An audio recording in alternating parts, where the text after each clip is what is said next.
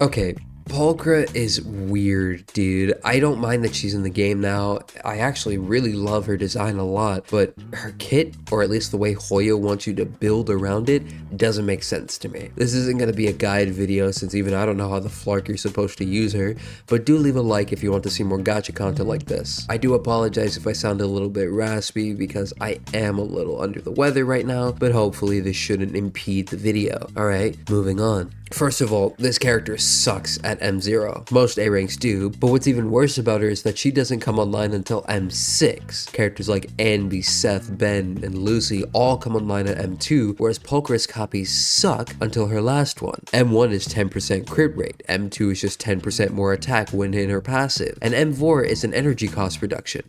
By 5. You know how much max energy is in this game for characters? 100. The only reason why M6 matters the most is because it gives her 2 more aftershock attacks. This character only wants to be in her passive because if she's not, you're losing significant days uptime with her. It's funny because she's literally the stunner versions of Harumasa and Zhuyuan, but also not really. Speaking of those two, she's actually so bad for both of those characters, which is a problem because one of these characters you get for free and also needs a stunner agent to get his passive online. So free-to-play players are stuck with a very suboptimal team for clearing content like Shiyu and Deadly Assault. Don't get it twisted though, Shiyu defense is still super easy to clear, and Pulchra actually makes this a lot easier. But in the case of burst DPS agents, she really doesn't work well with them. Both burst DPS agents are usually only on field during stun phase, and the only way that Pulchra can do aftershock attacks is when another character triggers an EX attack, or specifically hits a heavy attack with either EX skill. I forgot the exact requirements,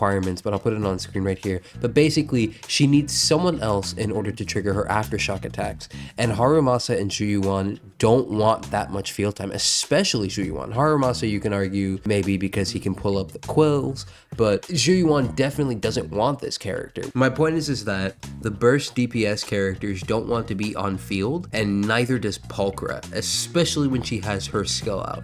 Alright, well just don't use her with the burst DPS agents then, dummy. That's not the point though. This is our second free-to-play stunner agent whose core passive requires an attacker agent, meaning she was designed to be used with any attacker in the game. Anby is only electric and hair sexual, whereas the other two standard S-rank stunners are the same way for their respective element and faction. The only reason I brought up Zhuyuan and Harumasa is because Pulchra is supposed to be the free-to-play alternative to Qingyi when it comes to team synergy. Yes, she was designed for Anby until we get Trigger, but what happens to the people that don't get Anby? What if she's on raid up with a different character that doesn't do aftershocks? What is the purpose of this character if you aren't pulling other characters that synergize well with her? Okay, let it be known that I'm not concerned about the future of this game just yet. Anby, Trigger, and Pulchra do not strike me as the characters to start a massive trend in future agent design. Sure, there will definitely be deadly assaults that have buffs that revolve around these characters, but as established in my power creep video and by many other videos online here, these things are irrelevant given the tools we have and the ability to just simply play better. Hell, I even 3-starred a DA node with a Pulchra whose build looks like this.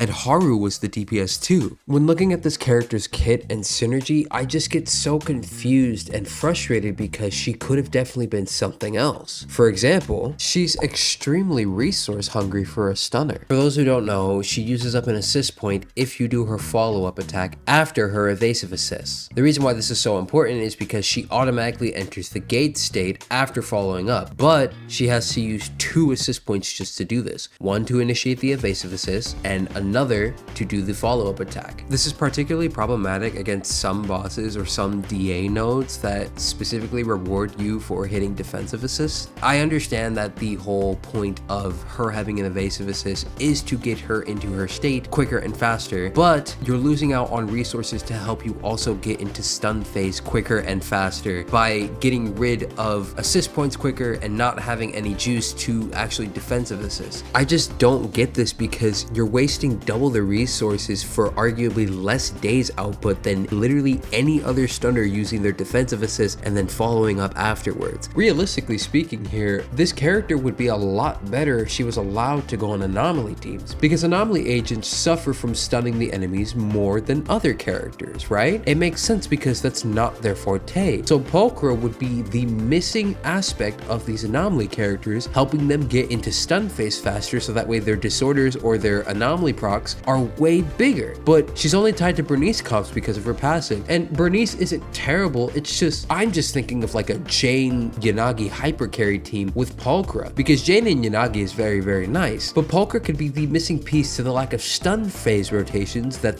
team suffers from. It irks me that she can't work with one or the other characters because she needs to have either an attacker character or Bernice in order for Anomaly teams to work, which is why I'm confused, because this character is clearly supposed to help Anomaly agents, at least in the way how I see it, but she's specifically made for attacker agents, and I just don't get that when she can clearly excel in Anomaly teams. Anomaly agents have their EX skills faster than most attacker agents, so she'd be triggering her guide state a lot more. Also, Anomaly agents don't care about the assist points. They dodge counter most of the time, right? So realistically speaking, she should have had an Anomaly passive, especially seeing as she has Burning Yuri with Bernice. I don't get it, man. Don't get me wrong, she works well with attacker agents. She's designed specifically for Anby and Trigger and this whole double stunner meta that's going on, but it's clear to me that she could have been an even way better unit if she synergized with more generic Anomaly units. And you don't even have to change anything either. You could just make it so that it's either faction Anomaly or just attack and faction. That way, none of the comps that she could be in would lose out. The character already has bad mindscapes. The least you could do is make it so that she's usable on non-Catalan Anomaly teams. I'm honestly just gonna chalk it up to the Sons of Catalan being xenophobic and the fact that they're the biggest group in the game so far, and it's also gonna change considering that they're most likely going to be adding Morris, Bellum, and possibly Big Daddy, fingers crossed. But